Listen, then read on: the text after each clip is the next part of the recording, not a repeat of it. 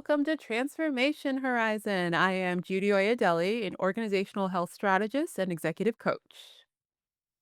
And I'm Sasha Farley, a neuroscience based remote work consultant. In each episode, we discuss how to integrate human flourishing into the ways that we work, helping both people and organizations thrive together. So join us as we explore our transformation horizon. Yeah. Good to see you, Judy. You too, my friend. You too. What's up? So, I know that we both love books, and your love of libraries is legendary, including your love now of hard paperback journals and things of that nature, which did not surprise me at all, by the way. But I wanna know actually, what book are you reading right now? Let's just talk about bring that to our wonderful audience here. Okay. All right, I got got a couple things for you, Sasha. Let me I don't know if we talked about this on the podcast, but one of the things that I started doing this year that I have really loved is going to the library again. And Girl, of course you talked about this on the I have? episode. Oh, no, have I Yeah. mentioned this already? That everybody should go to the library and wander around in the stacks like when you were in middle school and you didn't have a computer to tell you what book to get? Huh? Huh? I feel like you say this every time, but I mean, single-handedly holding up the libraries. Everyone needs I'm to remember how consistent. important libraries are. I will be consistent. You can count on me for consistency. But anyway, so I've been doing that this year. So the books that I'm reading are actual paper books, and it feels really nice to grab the book on my bedside table and snuggle in and then read for about an hour before I go to bed. So I have been making my way through them pretty quickly, which has been really exciting. I'm like, "Oh, I guess I can read pretty fast." So I'm proud of myself. But I have 2 books for you. And I cannot remember, and I do not care to look it up whether or not I've already told you about this one or mentioned it on the podcast. But the first one is called A Psalm for the Wild Built by Becky Chambers. That book is about a robot and a monk, and they just have some really good conversations. They go on a little adventure. The premise, really briefly, the premise is that it's sometime far in the future, all the machines wake up and have consciousness, and they decide, "We don't wanna do this anymore." And they peacefully walk off into the woods and are never seen again. And then fast forward, like, maybe 100 years later, one robot comes walking out of the woods and is like, "What's up? What y'all up to?"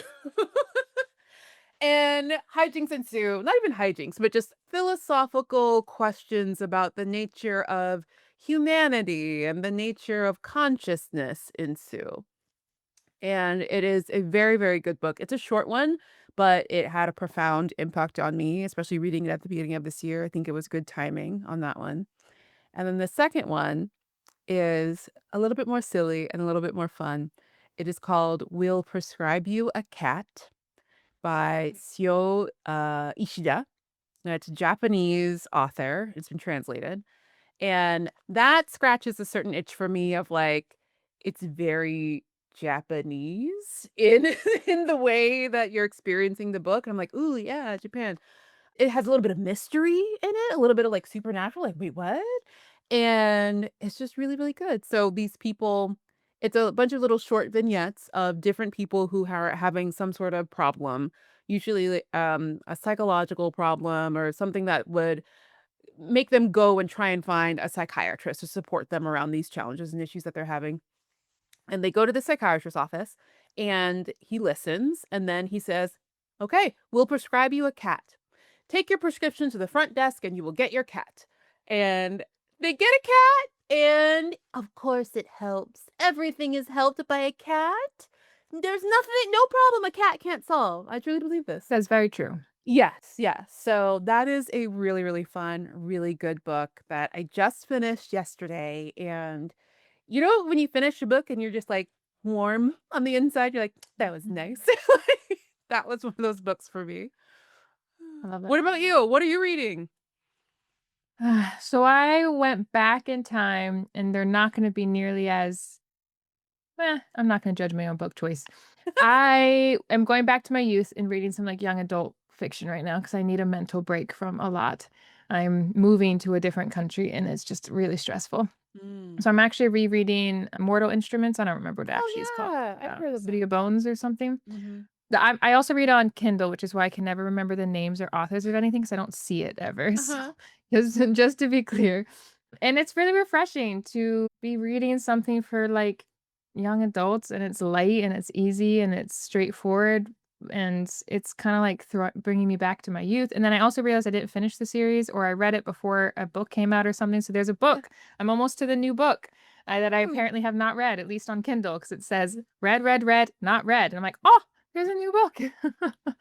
So I am very excited for that, and it's a wonderful little escapism.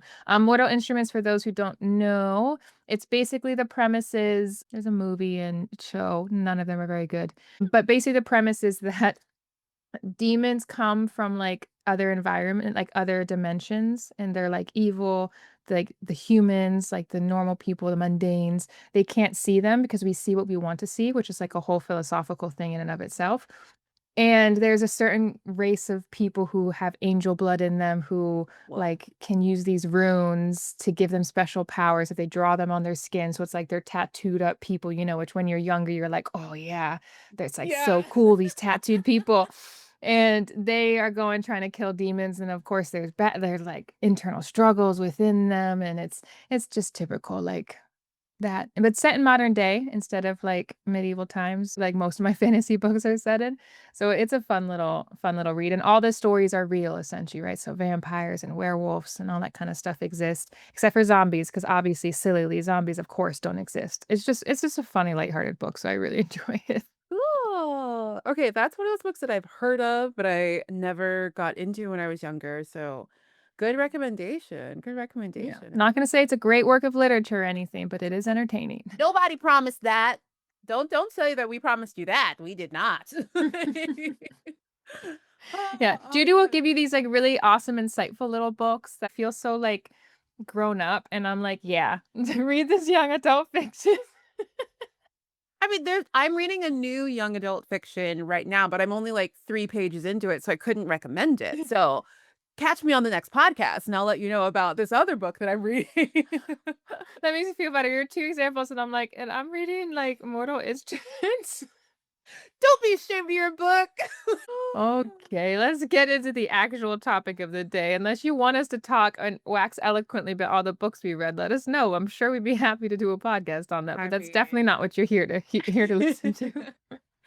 Okay, you're right, you're right. Let's get into it. So, our question today that we're going to be exploring frequently, we hear about leaders who are leveling up to a more strategic viewpoint, more strategic work in their leadership. They just got to kind of level up.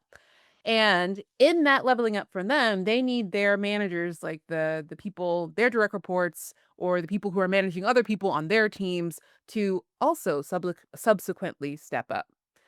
But that can be pretty hard to kind of navigate, especially today, because the future is uncertain.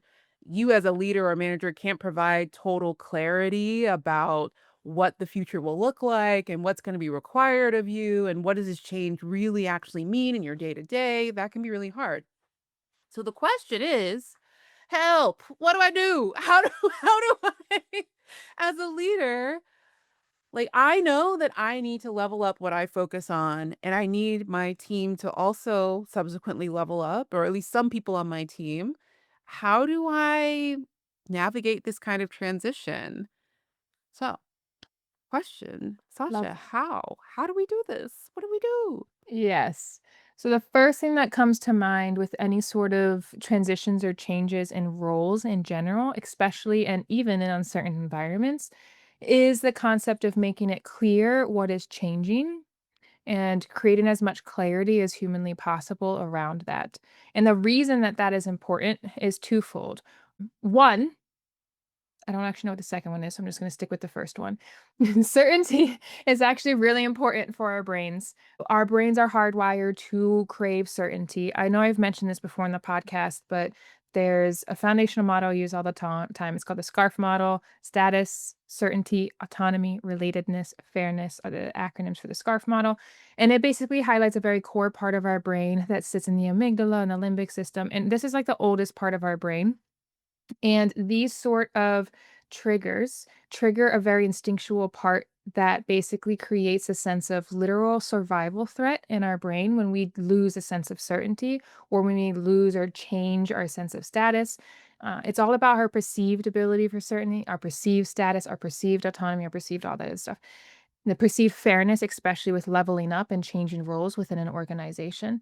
And so I always kind of ground in that piece of it. And when we think about that, what's important when we think about how the amygdala is at play anytime that we're making changes and trying to help other people feel comfortable and succeed in their roles, you need to think about the two sides in which you can trigger this response in the brain. So you can trigger in a threat way, which creates survival responses, which literally is like fight, flight, freeze. There's one that's like a fawning function that is relevant in social settings more than in normal functions. So fight, like literally fighting against it, resistance, not wanting to get along, being more aggressive sometimes in meetings. Freeze is literally not doing anything, just continuing to do what you always did all along, or just like literally being stuck without motion. Flight is leaving the company. That is sometimes flights when things change, or when there's massive amounts of uncertainty and just ignoring the situation or running away from the situation. And fawning is going along to get along, essentially, is what I like to call it, which happens quite a bit in organizational settings.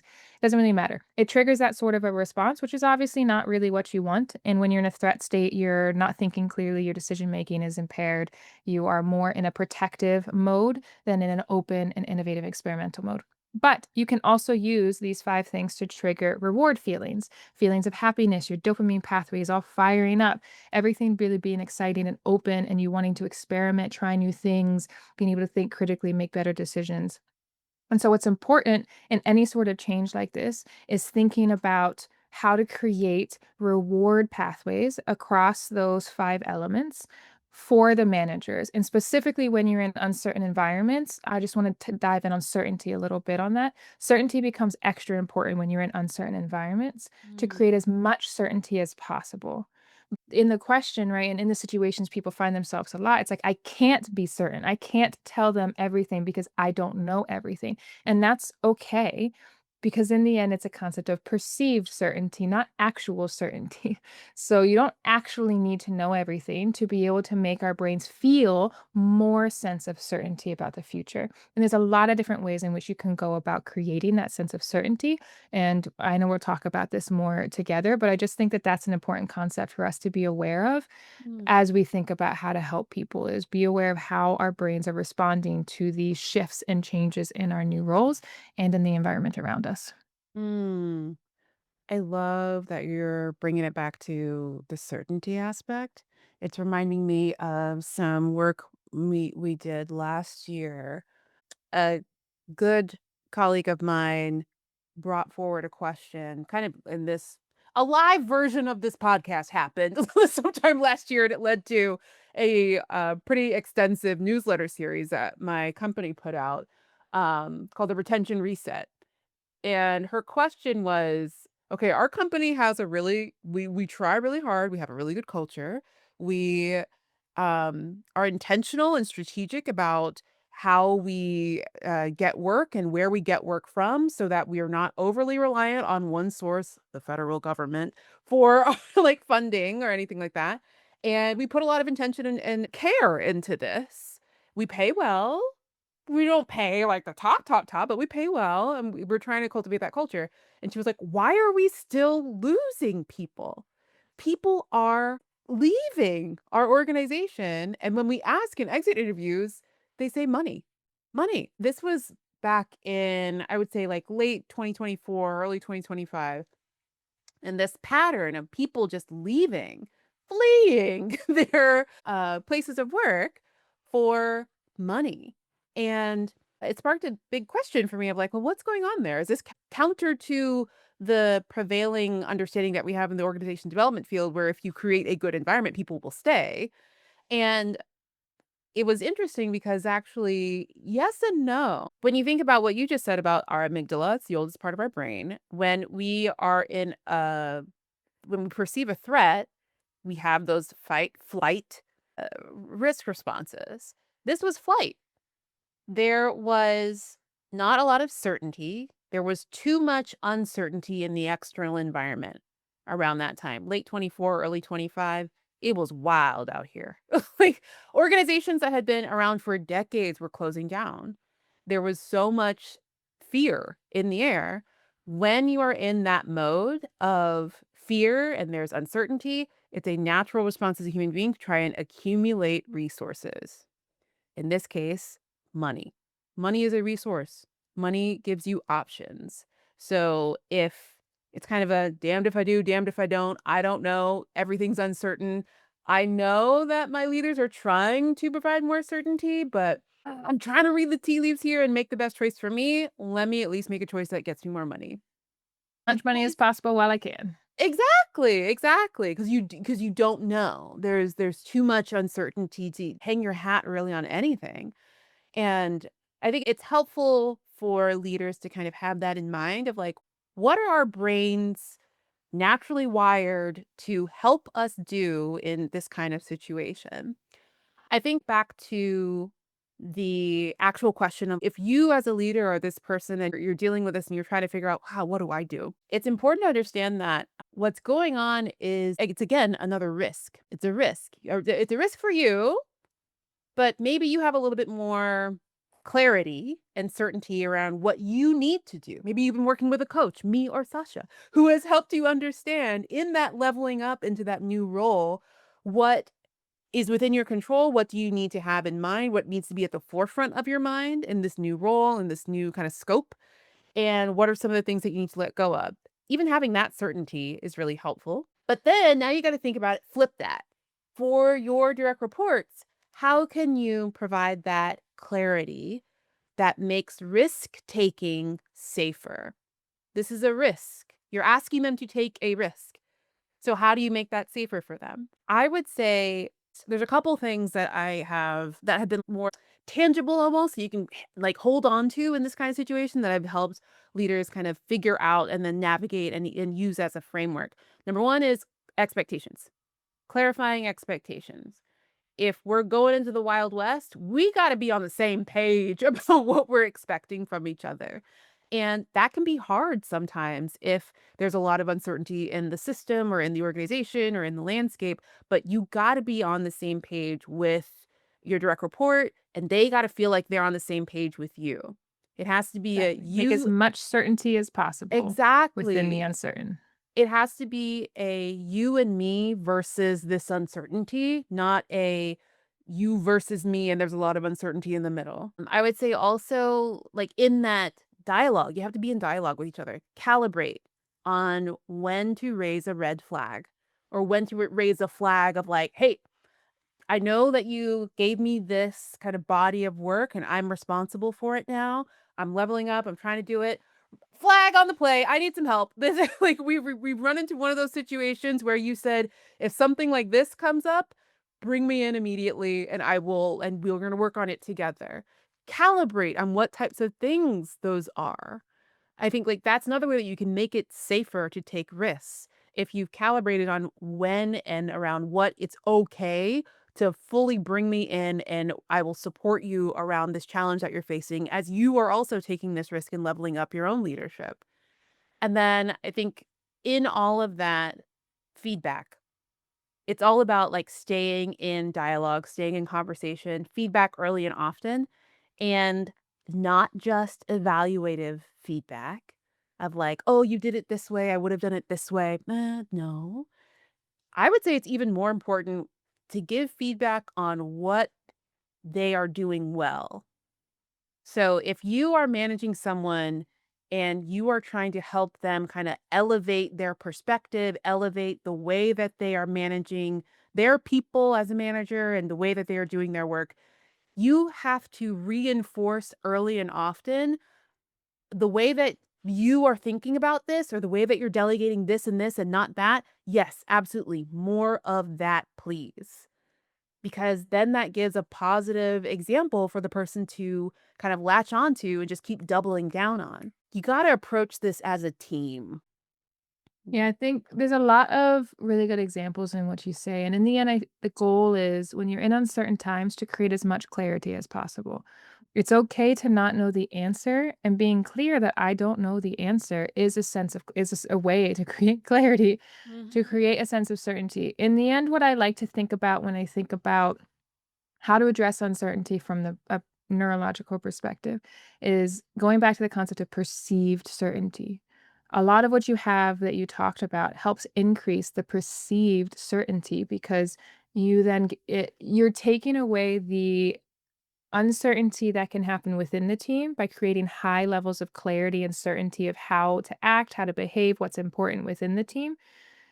Creating a sense of connection and trust, the relation, the R part of SCARF is also really important in that solution.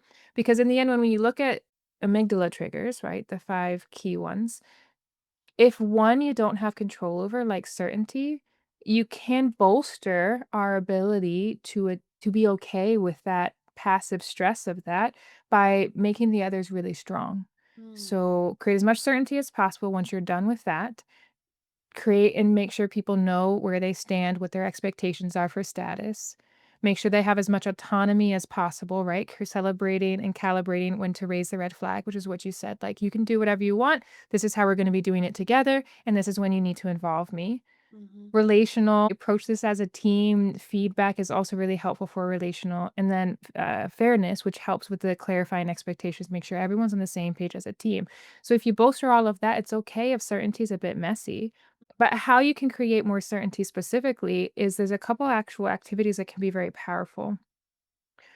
The reason that uncertainty starts to trigger things in our brain is we like to be able to anticipate the future. When we can't actually anticipate the future, there's actually a really good exercise that you can do that creates a false sense of certainty in our brain that can let that part of our brain calm down and relax because it's already done the thinking. Mm. Essentially, it's about time boxing, scenario planning.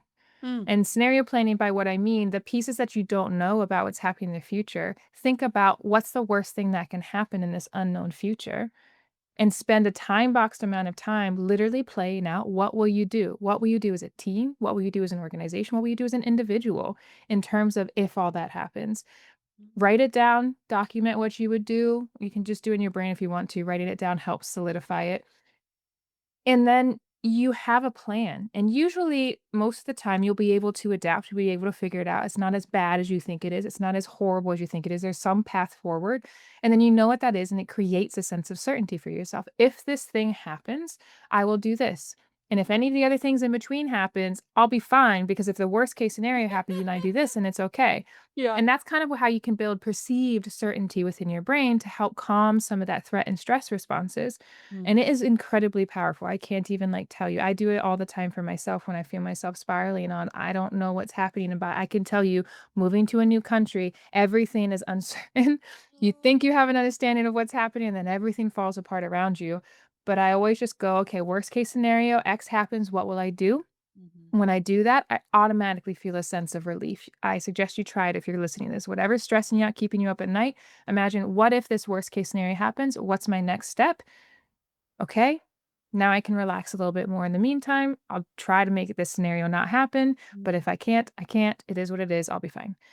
So that's just a really like concrete thing to help increase certainty. But I think it's all of that mixed together is really the important part when you're trying to do this, especially when you're trying to help people step up into these new roles in an uncertain environment. And then that then helps you think more strategically overall. And even doing this exercise is a practice in thinking strategically. So you even get to practice what you're trying to do in your new role.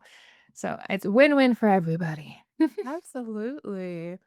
I love that practice, and as you were saying it, I was like, "Oh, I remember we were doing strategic planning, and there was an exercise that I wanted the group to do of, okay, like, name the worst case scenarios, potentially."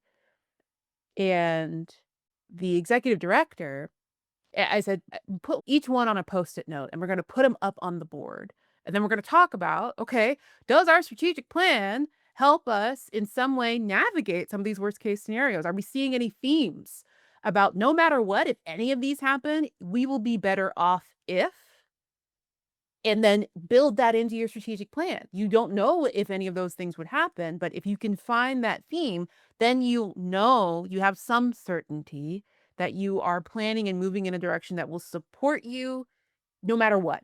if any of those things happen. And I remember we were doing that, the first part of it of like, what are all the worst case scenarios? Like, put them up on the board. Some of the groups, like, they had like a couple of answers. The executive director had most of the answers, most of them. And then when he finally put them on the board and we were talking about it, like before we jumped into the conversation, I was like, how do you feel right now? Like just looking at that. And he was like, it's my anxiety up on the wall. He was like, it feels a little bit better that it's out of my head and it's up on the wall and other people can help me think about it. And I was like, good. Take a deep breath, and now let's all think about these things together. That aspect of approaching it as a team is transformational. Again, we're human beings. We like working on things together, and we are better together, truly. Mhm. And I think a Um, lot of people would be scared of something like yeah. that because and this is a whole other podcast, so we probably definitely shouldn't get into this now. But the concept of the leader's fears are not always the fears that everybody else in the organization is aware of. But I think there's an element of it where when we talk about transparency and the importance of that in trust in teams, where one, people probably are more aware of some of that stuff than leaders think. Mhm. And two, understanding why some weird or unexpected behaviors or statements or thoughts are coming from the leader because you then hear their anxieties that are driving some of it can give a lot more context into why people are doing the things that they do because people are tend to be pretty understanding. Why are you making this decision?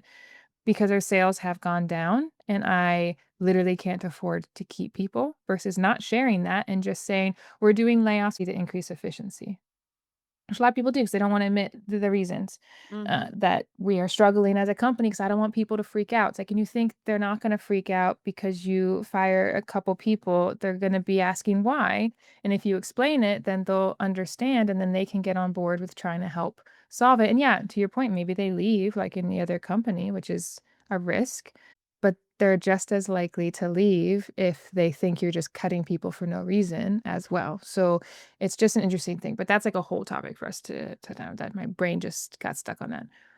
Yeah. Yeah, I think like very I love that you brought up a couple things that are actually really important that I want to just emphasize really quickly before we wrap up. This idea about transparency, and then you also mentioned I'm gonna categorize it as honesty, telling the truth even when that's a little bit uncomfortable. So this is actually building on those are 2 elements of the torch framework that I created, that Joy Daily Consulting has created, and it's about the specific behaviors that support trust and psychological safety, specifically during times of uncertainty. That could be economic uncertainty, that could be existential uncertainty, that could be political uncertainty. Not that we've ever felt any of those in the past couple of months. That's just a Never. scenario. I don't know where I don't know where I got that from. But so, probably by the time this is coming out, you can catch the replay of the Leading Through Uncertainty webinar that I did back in March. And in that, I go through and talk about the torch framework. So, T is transparency. So, that's sharing information openly about decisions and processes, ownership, taking responsibility for actions, decisions, and mistakes, reliability, doing what you say you will do when you say you will do it. Competence. So that's an aspect of demonstrating that you have the skills and being honest about the gaps that you might have in leading through that uncertainty. And then that honesty. Again, honesty goes a long way when there's a lot of uncertainty. Do not blow smoke up my ass. Like, I just tell me the truth. What is going on? So, telling the truth, even when it's uncomfortable.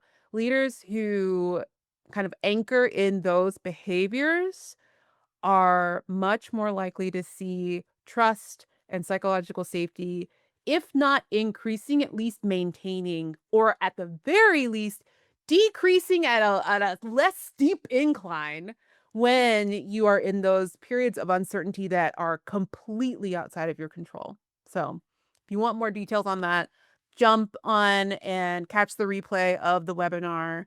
But yeah, it's a tricky one, but it's not unknowable. It's not undoable. We can do this. Like, Yes, we can. I think it's a great place to end this episode with. So, yeah, that's it. Basically, we hope you enjoyed this episode of the Transformation Horizon. And if you did, we would love it if you could share it with anyone who might be interested in this topic or any of the other topics that we have covered in the past. Yeah. So go ahead and subscribe on Spotify or Apple Podcasts or YouTube or anywhere. Give us 5 stars, please. Please leave a review. We'd love to hear from you. And if you are a leader or someone in an organization who cares about flourishing at work and you have any questions that you would like us to answer in an upcoming episode, send them, please, to transformationhorizon@gmail.com. And with Thank you. that, Bye. bye, Sasha.